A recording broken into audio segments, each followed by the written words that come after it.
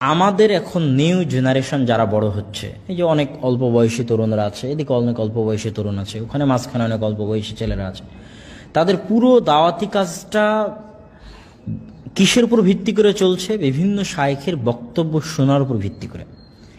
আমার উস্তাদ মুফতি সাঈদ আহমদ পালানপুরি বলতেন যে কান কি আয়াশি মত করো, মানে কানের আরাম এবং আয়েশের উপভোগ করিও না।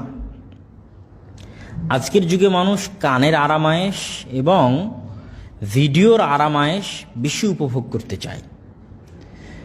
কেননা যখন আপনি একটা জিনিস পড়বেন তখন আপনাকে চিন্তা করে ভিজুয়ালাইজ করতে হবে, চিন্তা করে আপনাকে ইম্যাজিন করতে হবে যে এই জিনিসটা এরকম হতে পারে, এই জিনিসটা এরকম হতে পারে। আর যখন আপনি এটা ভিডিওর মধ্যে দেখছেন তখন আপনাকে চিন্তা করা লাগছে না, আপনার সামনে ভিজুয়ালাইজ আকারে পেশ করা হচ্ছে, আপনি সেটা সচক্ষে দেখছেন। এটা শিক্ষার একটা উপকরণ, মাধ্যম, অস্বীকার করা যাবে না, অবশ্যই ভালো। কিন্তু আসল জ্ঞান, প্রকৃত জ্ঞান কানের আরামায়েশের মাধ্যমে আসলে সম্ভব নয়। আসল জ্ঞান আসলে বইয়ের মধ্যেই আছে। বই পড়ার অভ্যাস করা ছাড়া যুবক সমাজ সঠিক জ্ঞান অর্জন করা এবং সেটাকে কাজে লাগানো পারবে না, এটা পারবে না। ওই শুধু ভিডিও দেখার কারণে ফেসবুকের মধ্যেই সময় শেষ হয়ে যাবে, ইউটিউবের মধ্যেই সময় শেষ হয়ে যাবে, প্রোডাক্টিভ কিছু সে করতে পারবে না। জাতি গঠনমূলক কিছু, জাতিকে উপকার দিবে এরকম কিছু, তার নিজেকে উপকার দিবে এরকম কিছু সে করতে পারবে না। কিন্তু যদি সে ওইটা থেকে বের হয়ে আসতে পারে, সোশ্যাল মিডিয়াতে সে দিনের কিছু মৌলিক জ্ঞান পাক, কোনো আপত্তি নেই। মৌলিক জ্ঞান পাওয়ার পরে সে তার ফুল ফোকাসটা যদি কিতাব, বই, পুস্তকের উপর দেয়, তাহলে সে যে জ্ঞানটা অর্জন করবে এই জ্ঞানটা তার পার্সোনালিটি ডেভেলপে ভূমিকা রাখবে, তার পার্সোনালিটি উন্নত করবে। মানুষের জ্ঞান মানুষের পার্সোনালিটিকে উন্নত করে। আর যদি খালি ফেসবুকে এরর ভিডিও, ওই ভিডিও, ওই ভিডিও, তাহলে এই ভিডিওগুলো পার্সোনালিটি উন্নত করে না, বরং আরও ক্ষতি করে। এই জন্য যার কমেন্ট সেকশন অনেক গালিগালাজ থাকে, কে কার বিরুদ্ধে বলছে, কোন বক্তা কার বিরুদ্ধে বললো, আমিও একজনের বিরুদ্ধে কমেন্ট করি। তাহলে আমি যখনই আরেকজনের বিরুদ্ধে কমেন্ট করলাম তখনই তো আমি একজন মানুষ হিসেবে আত্মমর্যাদা সম্পূর্ণ উন্নত চরিত্রের মানুষ তো আর থাকলাম না, আমি তো 2 নাম্বার 3 নাম্বার শ্রেণীর মানুষে পরিণত হয়ে গেলাম। তাহলে সোশ্যাল মিডিয়া থেকে জ্ঞান অর্জন করতে গিয়ে, পরিপূর্ণ জ্ঞান অর্জন করতে গিয়ে আমি তো আসলে মানুষ হিসেবে নিজেকে অনেক নিচে নামিয়ে ফেলছি।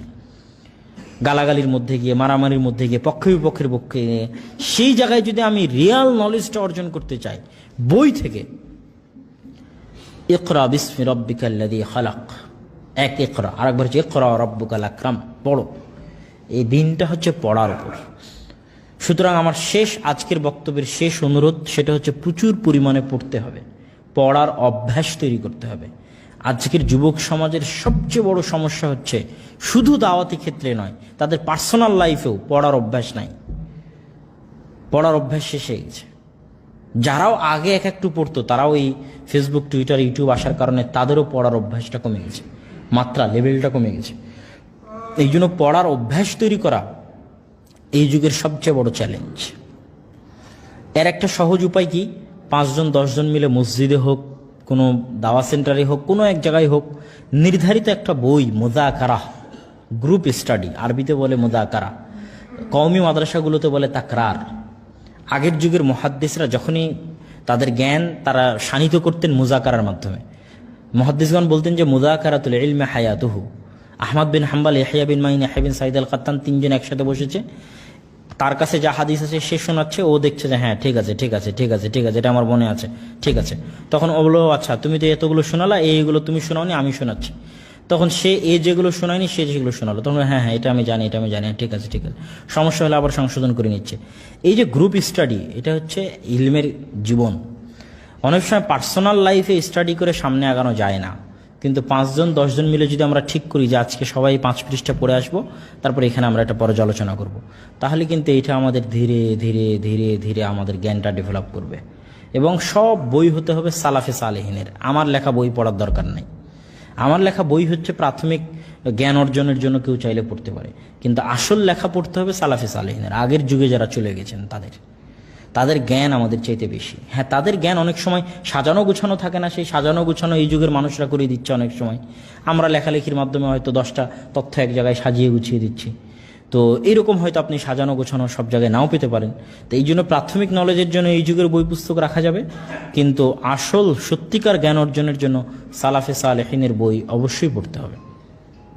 আর আমি সবসময় নাসিহাত করি মানুষের তাকওয়া বাড়ানোর জন্য ইবনুল কাইয়িম রাহিমাহুল্লাহর বই পড়ার, যে আপনার তাকওয়া, আপনার পরহেজগারিতা, আপনার ইমানদারিতা, আপনার আমল, আপনার আখলাকের উন্নতির জন্য আমি নসিহত করব পার্সোনালি যে আপনারা ইমাম ইবনুল কাইয়িম রাহিমাহুল্লাহর অনেক বই বাংলায় অনুবাদ হয়েছে, সেগুলো পড়ার চেষ্টা করবেন।